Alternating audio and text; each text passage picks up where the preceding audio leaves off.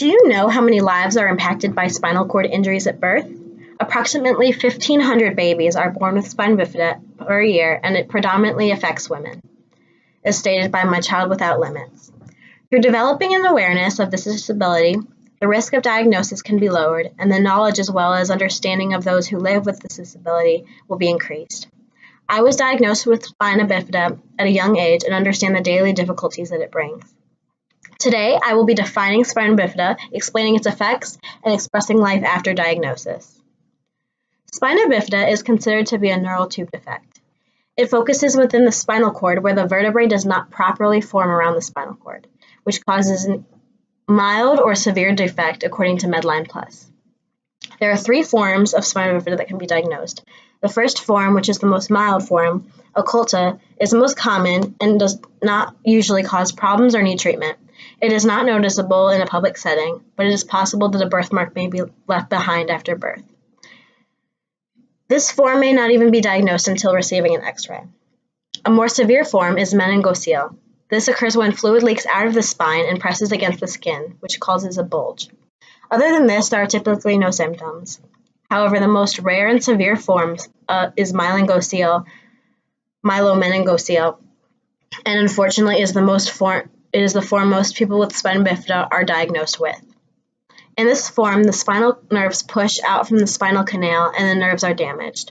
Some babies have a similar bulge in the spine while others have open skin and nerves exposed. The cause of spina bifida is still unknown, yet some researchers offer a possibility that genes in the environment are a part of the cause. After having one child with spina bifida, the likelihood of having another will be increased after diagnosis. Women who are obese and have diabetes are also at a higher risk for having a child with spina bifida.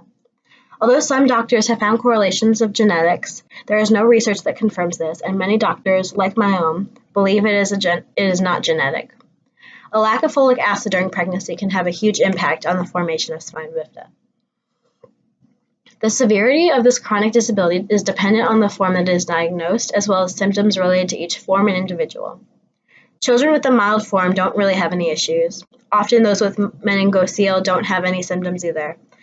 However, children with the most severe form can have spinal and brain issues that cause serious issues for both immediate and progressive. The paralysis of legs, feet, or arms can range from little or no feeling to no movement of these body parts. Bladder and bowel issues can be common too. Leaking urine and constipation are common signs of beginning issues and may lead to surgical procedures to prevent further difficulties for these individuals.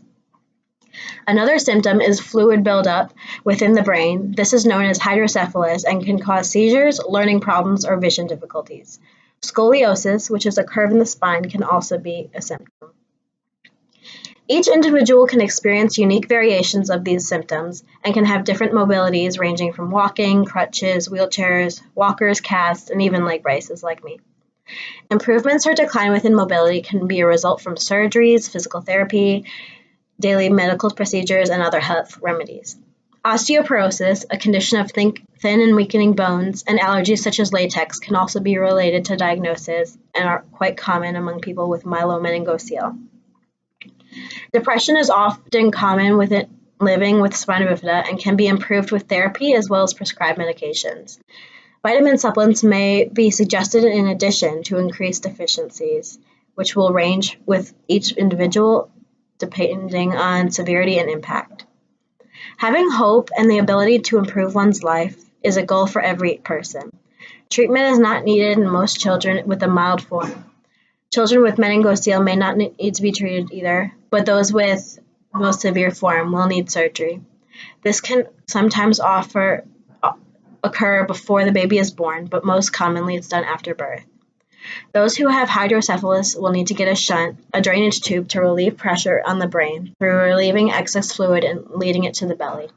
This keeps swelling from forming more issues in the brain.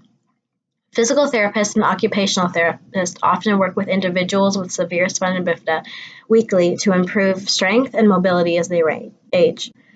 The therapists also usually provide children with exercises to take home and to be done on a daily basis. Aids such as braces and wheelchairs are needed by some individuals for additional form of assistance. Children with bladder control difficulties may also need assistance using a catheter every several hours each day in order to avoid infection and kidney damage. As a means of preventing bowel issues, doctors that specialize in urology for children with spina bifida form a plan with parents early on to manage the care for their child. This may be with vitamins and supplements such as Miralax or other treatments and surgeries as the child ages. Research according to Parent Center Hub has shown that if women who could possibly become pregnant were to take a multivitamin with folic acid, the risk of neural tube defects like spina bifida could be reduced by 70%.